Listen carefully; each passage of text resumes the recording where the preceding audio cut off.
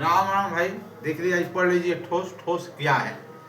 ये आपका ठोस स्टाइल कहते हैं जिस वस्तु की लंबाई, चौड़ाई तथा मोटाई या ऊंचाई, उसे ठोस कहते हैं। जैसे माचिस है, ईंट है, पत्थर है, डस्टर है, बुक है आदि। और उसका हम आयतन कैसे निकालेंगे? मालूम, किसी वस्तु द्वारा घेरे गए स्थान उस वस्तु का आयतन कहता था। जो किताब है, बुक है आपका, जितना स्थान घेरेगी, जितना स्थान घेरेगी उसी को हम आयतन कहेंगे। उसमें क्या है? लंबाई भी है, चौड़ाई भी है, मोटाई भी है। और ठोस का आयतन निकालेंगे तो सीधे सीधे लंबाई गुणे चौड़ाई गुणे ऊंचाई, और मात्रक हो जाएगा आपका घन इकाई। अब रहा ठोस का संपूर्ण पृष्ठ। उसमें जैसे मान लीजिए ये है एक तल हुआ, ये दो तल हुआ, ये तीन, ये चार, ये पाँच, ये छह तल हुआ। छह तल होते हैं। तो आमने सामने गुणा करेंगे तो आपका होगा ठोस का संपूर्ण पृष्ठ क्षेत्रफल एल बी। उसको फिर पिछड़ा तल से गुणा कर, दो से गुणा कर देंगे। फिर है चौड़ाई गुणे ऊंचाई प्लस एल गुणे एच, मतलब लंबाई गुणे ऊंचाई। तो दोनों तल गुणा करके हम दो से गुणा कर देते, यही आपका वर्ग इकाई होगा। इसको हम घना भी कहते हैं। ठोस के विकर्ण की लंबाई हो जाएगा आपका L square B square plus H square, मात्रक इकाई होता है। और यहाँ पर ले लिए, जैसे मान लीजिए हम बता रहे हैं आपको घनाभ। घनाभ इस तरह का बनता है।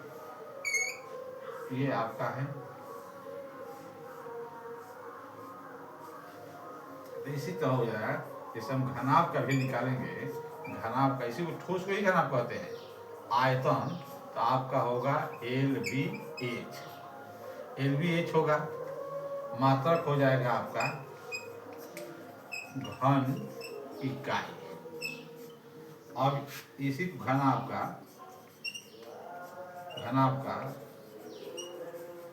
संपूर्ण पृष्ठीय क्षेत्रफल निकालेंगे। वही यही सूत्र है, वही भी आपका टू पोस्ट में L B plus B H plus L H होगा। मात्रक होगा वर्ग इकाई।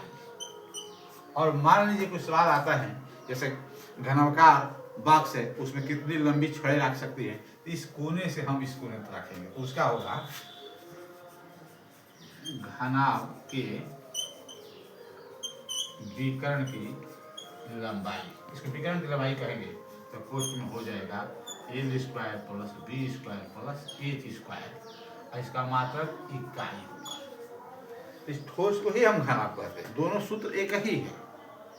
इस सूत्र को याद कीजिए, फॉर्मूला के, इस पर बने रहिए, वीडियो को देखते रहिए, शेयर कीजिए। खुशहाल रहिए।